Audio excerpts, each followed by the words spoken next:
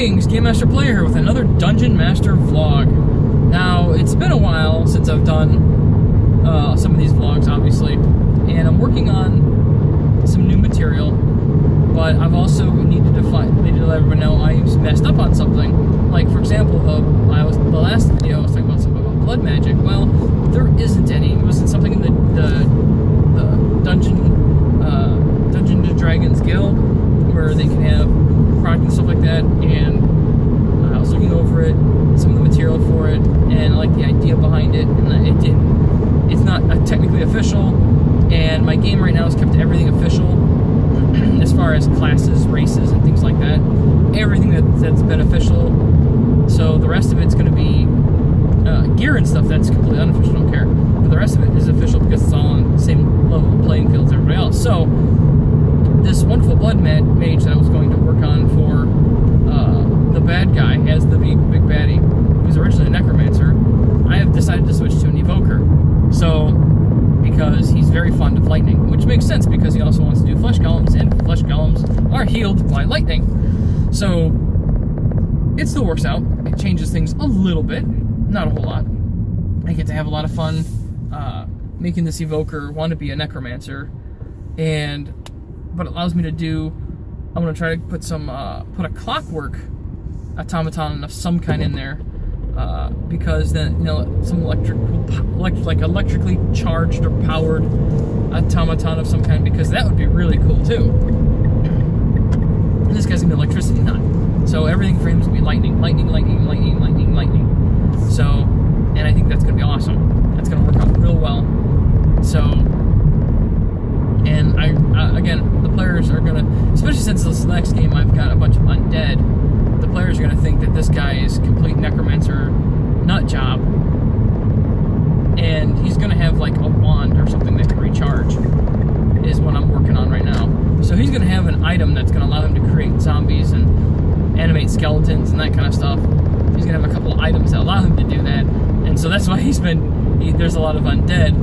And so it's basically a red herring. I threw the players in. It's this huge red herring, so they can, they can think they're fighting some terrible necromancer, and they're really not. But it's going to be a blast because I get to mess with them like that.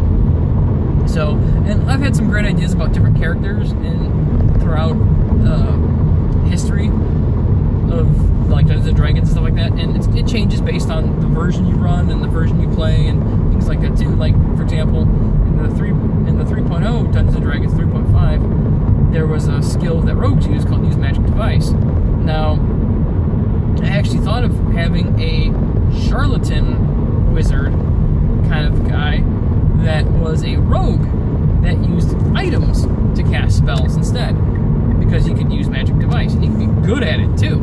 So that was the whole point. You could just use Magic Device, life would be good, and happy, and that's fantastic. So that would be the goal. But he would come off as a wizard, but obviously he's a rogue. Hey, again, mess things up a little bit, mix things up a bit. And I thought about doing that in another game, in a Star Wars game, where this guy had these gadgets and things that gave him like the ability to use, or ability to have like the force powers and things like that, but in all reality it had nothing to do with sorry, driving, and this truck driver had no idea that people were stopping in front of him, and he decided to cut me off. So he's brilliant, he's an idiot. There's lots of those idiots out on the road. So anyway, so I've got this I had this guy that could do the things like force push with a repulsor, so he'd knock people over. It was all technology. Everything he did was technology. The force lightning he had was all technology. The force push was all technology. His jumping and leaping was all technology based. So all of his stuff he was doing was all tech based. None of it was actual force powers. It just looked like he had the force. And he had a lightsaber. And his lightsaber had a device in it, so he can like track it, but it was going to be like a tractor beam lock, so you could have like either a tractor beam or some sort of magnetic thing, whatever, so you can grab the lightsaber at distances.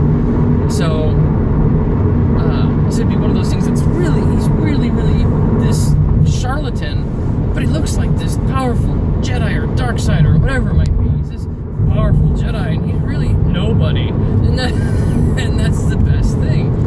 So, and my players know I do this. I've done this before. Like I had this wizard that was crackling with energy, and he looked powerful.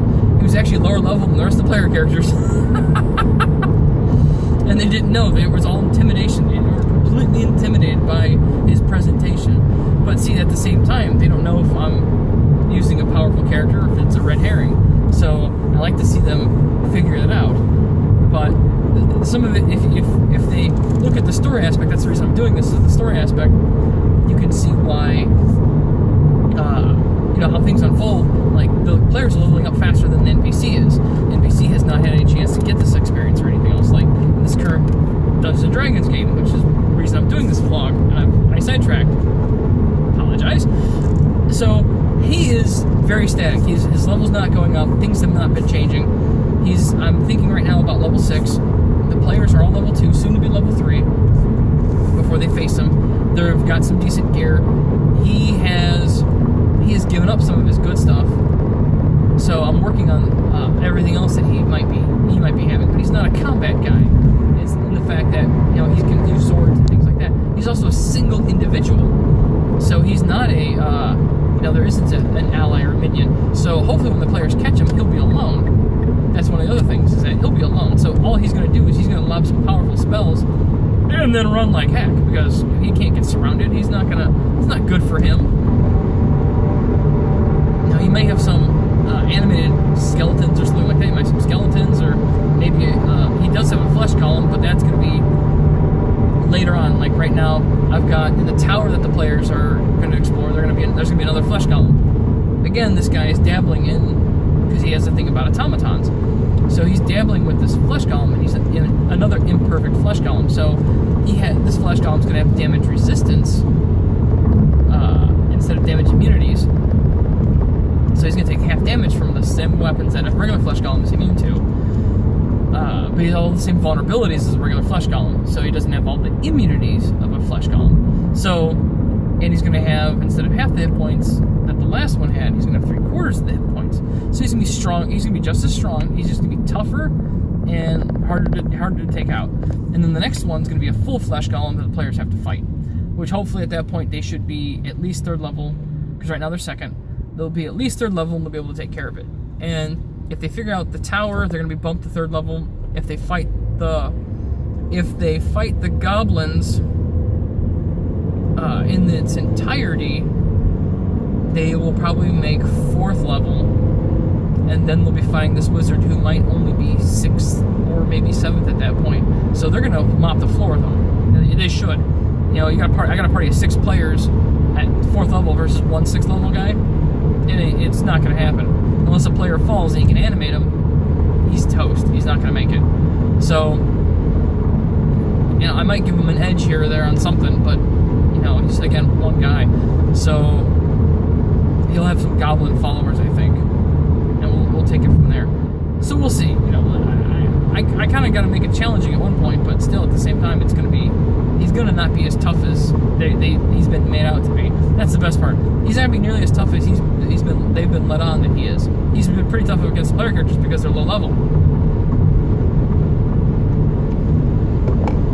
So I'm going to be using this evoker. So he's got spells. He's direct damage, spell cannon. That's his job.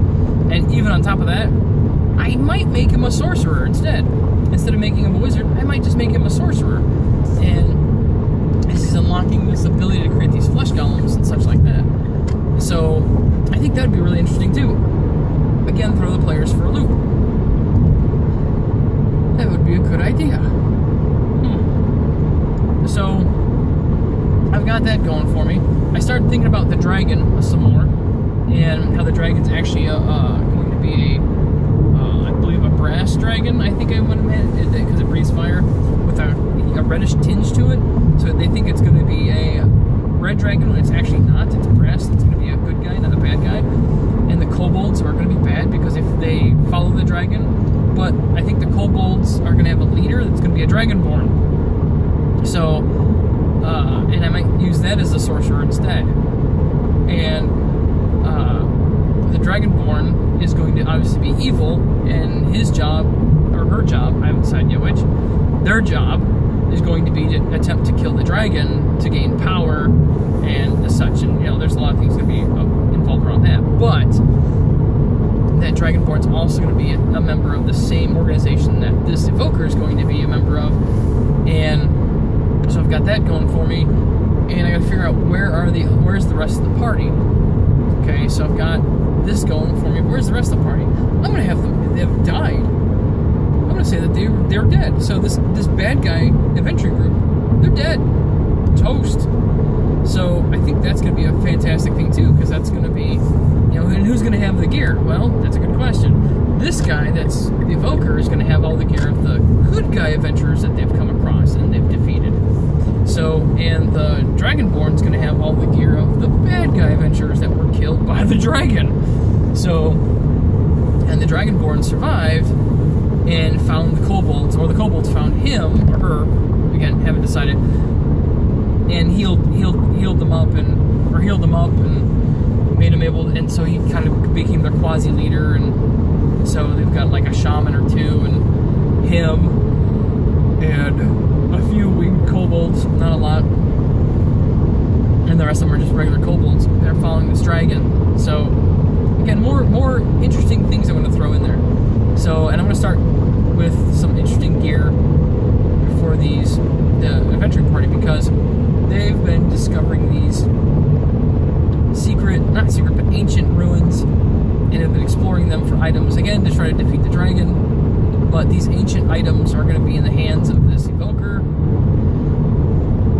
and some of them are going to be useful to the players, some are not going to be useful at all to the players. And that's the other thing, is I don't want them to have all this extra gear and stuff. I want them to have some decent things that's going to help them in the grand scheme of it all, but not overpowering and super powerful and things like that. So, but I want to get everyone, when it's all said and done, every player character should have at least one decent magic item with a bunch of trinkets. That's the goal. So, after that, we'll see. It's just one of the things we'll see. But I do know that I'm going to give the evoker a wand, because he's going to be a wand guy. I'm going to make him into a big wand guy. And he's going to have a wand that's going to cast his evoker spells one level higher. Or one step higher. So his lightning does do fantastic damage when he casts it through his, but only evocation spells. That's it, nothing else. So, but that's also his focus. So, and he's gonna have a spell book. So the wizard in the party, the player character wizard in the party, is gonna get a big boon from this. And I gotta make sure everybody else gets a decent boon from it too. So I gotta come up with, I'm gonna actually tailor fit some of the gear for each player character. And like right now, the warlock needs better armor, so I'm going to have better armor for the warlock, and the druid needs some decent gear too. So I got to get some gear for the druid and some stuff specifically for the bard, and so I've got all these little things I got to work on, and I got to find what's going to fit, and some of it's going to be made up. I'm going to make it up. So we'll see. Again, stuff I got to work on, stuff I got to do. But this guy's going to be very dark. He's going to have some necromantic stuff. And again, it's going to everything's going to point that this guy's a necromancer, when he actually isn't. And that's the part of I love. He's just going to have some weird things that the player's going to find, and it's going to red herring it further into the fact that he's a necromancer. He's just not. So, but I am thinking about, again, trying to get people some decent gear, some decent items, and I think the warlock would be better off in a more competitive role. So, we'll see. I gotta talk to the players a little bit more too about their characters and take it from there. So, but anyway, so the next story piece is going to be the players going after this tower. This tower where it's going to have a flesh golem defending not defending, so to say. The tower itself the ancient ruins underneath the tower have been collapsed. The entrance have been collapsed. The flesh golem is doing nothing but clearing the tunnel. That's its job. It's doing nothing but clearing the passageway. And it's been doing that for not a very long time. So, but it's going to be almost done because, of course, or it may be just finished. I'm not sure which. So when the player characters defeat these zombies that are right now in the bottom of this tower, they'll find this flesh golem in the secret passage that has cleared out this debris and this rubble. And I'm not sure if the flesh golem is going to be able to reinforce it or not either, but I think it's just going to clear out a space big enough so if the players do anything stupid, it could collapse again. Great, which means it's going to collapse again. So, but that's one thing I'm working on as well. And then I'm going to populate with a few things. So I've got a few days to work on this. Not a whole lot, but I got to throw some decent things in there. And a couple of things for the players again, because they're going to need some weapons to help to fight the flesh golem to begin with. So luckily, some of these people are they have direct combat spells, but I got to work on some of the other ones. Maybe a scroll or two. Yeah, that might be a good idea. Maybe providing a scroll or two, a magic weapon, or something else like that, so they can use what they have and it turns them into magic weapons. Temporary stuff. Good idea. Right? Good idea. So, anyway, I think this has gone on long enough. I think this video has been long enough. We're hitting past 15 minutes. So, but next time I'm going to describe some of the ruins and some of this ancient civilization that I'm working on. That I think I might make it dwarvish. No, I don't want to make it dwarvish. I might just make it something. I don't know. Maybe a old human civilization. Something like I don't know which. Something. It's going to be something. I just don't know what it's going to be yet. So, but there's going to be at least. Right now, I have at least 6 locations that these are connected to, and they will have the ability to portal between them. That's the best part. So I'm working on that part too. So it's going to be instantaneous travel from city to city or location to location once the player characters start unlocking the rest of this. And that might help down the road. So anyway, thank you again, all my NPCs out there for keeping the world running and keeping it together. And I hope to see you all in the next video, which should have some more secrets to what the players are going to be unlocking. Hopefully it's not just the players who have been watching this. Hopefully somebody else has been picking up on how this is going, and maybe they've been able to use this to help them set up a game or whatever it might be, how they're trying to and again, if people need advice, they need to set things up, whatever. Really, this is, like I said, more of a video timeline notebook of how my thought processes are going, how things are unfolding. And it has been fluid. It hasn't been perfect. Obviously, I've made a lot of changes and I've made a lot of fixes and I've made a lot of things like that. And it's important to know that you have to be fluid. If I was to write this out from day one, as my players grow and my players change and I learn my players better, I can't tailor fit this adventure to them if I write it ahead of time and go, this is what we're running. So for me, it's, again, like I said, it's a symbiotic relationship. I do a little bit, the players do a little bit, I do a little bit more, the players do a little bit more, and this continues on until we together as a group have come up with a fantastic story, with fantastic characters, and usually hilarious outcomes. And maybe some epic ones too, you never know. But that's really the purpose. So I'm not a game master that likes to run static adventures. But hopefully this helps somebody. If it does, that's great. If it doesn't, well, that stinks. I apologize, but really this is partially for me, not as much for everybody else. But I'm glad you're watching. And if you learned something, that's great. If you have any questions, please feel free to ask. Put them in the comments below. Give me some information or tweet it to me. Either way, I'll get it and I'll look at it and we'll go back and forth a little bit. Maybe you, my viewers, might give me some good ideas I can work with, because I'd be more than happy to use your ideas as well in my game and make it a more community thing. And it's actually, eventually, that's something I want to do.